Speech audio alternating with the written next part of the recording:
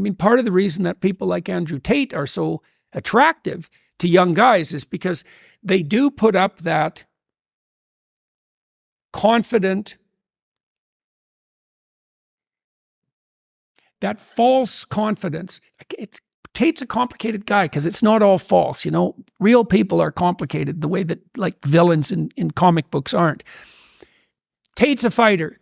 It's clearly the case that he's got a certain degree of physical bravery. That's real. All right.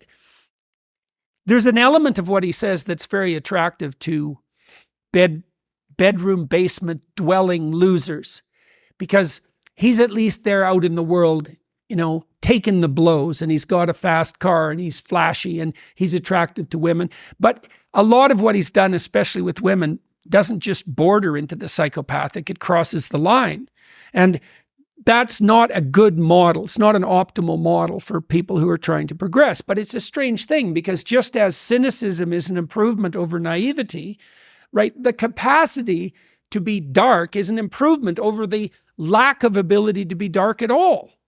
And so Tate is attractive in the way that the shadow beckons to people who are undeveloped, right? Because it does. It's like you're neurotic and you're dependent and you're repressed because you're immature and harmless.